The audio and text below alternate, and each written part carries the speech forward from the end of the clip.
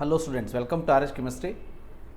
So NTA ಇವತ್ತು very important notification release ಮಾಡಿರೋದೇನಂತಂದರೆ question paper ಬಗ್ಗೆ ಒಂದು ಕ್ಲಾರಿಫಿಕೇಷನನ್ನು ಕೊಟ್ಟಿದ್ದಾರೆ. ಸೊ ಇವರು ಕೊಟ್ಟಿರೋ ಕ್ಲಾರಿಟಿ ಏನು ಅಂತ ಅಂದರೆ, ಸೊ ಹೇಗೆ 2009ಕ್ಕಿಂತ ಮುಂಚೆ ಅಂದರೆ ಬಿಫೋರ್ ಕೋವಿಡ್ ಯಾವ ರೀತಿ ಕ್ವಶನ್ ಪೇಪರ್ ಪ್ಯಾಟರ್ನ್ ಇತ್ತು ಅದೇ ಪ್ಯಾಟರ್ನನ್ನು ಈ ವರ್ಷದಿಂದ ಮುಂದುವರಿಸ್ತೀವಿ ಅಂತ ಹೇಳಿರುವಂಥದ್ದು. ಅಂದರೆ ಈ ವರ್ಷ ನಿಮ್ಮ ಕ್ವಶನ್ ಪೇಪರ್ನಲ್ಲಿ ನೀಟ್ 2025 ಕ್ವಶನ್ ಪೇಪರ್ನಲ್ಲಿ 180 ಕ್ವಶನ್ಸ್ಗಳು ಇರ್ತದೆ. ಎಲ್ಲ ಕ್ವಶನ್ಗಳು ಕಂಪಲ್ಸರಿ ಆಗಿರ್ತದೆ. There is no optional questions given from this year. So temporarily during ಕೋವಿಡ್-19 ಪ್ಯಾಂಡಮಿಕ್ ಇದನ್ನು ಇಂಟ್ರೊಡ್ಯೂಸ್ ಮಾಡಿದರು ಸ್ಟೂಡೆಂಟ್ಸ್ಗಳಿಗೆ ಹೆಲ್ಪ್ ಆಗಲಿ. ಯಾಕಂದರೆ ಅವರ ಒಂದು ಸ್ಟಡಿ ಕರೆಕ್ಟಾಗಿ ಆಗಿಲ್ಲದೆ ಇರುವಂಥ ಕಾರಣದಿಂದ ನಿಮಗೆಲ್ಲ ಗೊತ್ತಿರೋ ಹಾಗೆ 200 ಕ್ವಶನ್ಸನ್ನು ಕೊಟ್ಟಿದ್ದರು.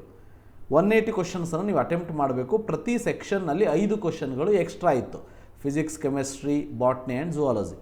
ಬಟ್ ಈ ವರ್ಷದಿಂದ ಏನು ಮಾಡಿದ್ದಾರೆ ಅಂತಂದರೆ 180 ಕ್ವಶನ್ ಇದೆ. 45 questions in physics, 45 in chemistry and 90 questions in biology. So ಅಂದರೆ ಎಕ್ಸಾಮಿನೇಷನ್ ಪ್ಯಾಟರ್ನ್ ಹಿಂದೆ ಇದ್ದ ಹಾಗೆ ಆಗಿರೋ ಅಂಥದ್ದು, which means you will have 180 question. ಇದರಿಂದ ಒಂದನ್ನು ನಾವು ಅರ್ಥ ಮಾಡ್ಕೊಳ್ಬೇಕು, ಏನಂದರೆ ಈ ವರ್ಷ 720 ಔಟ್ ಆಫ್ 720 ತೆಗೆಯುವಂಥವರ ಸಂಖ್ಯೆ ಡೆಫಿನೆಟ್ಲಿ ಕಡಿಮೆ ಆಗ್ತದೆ.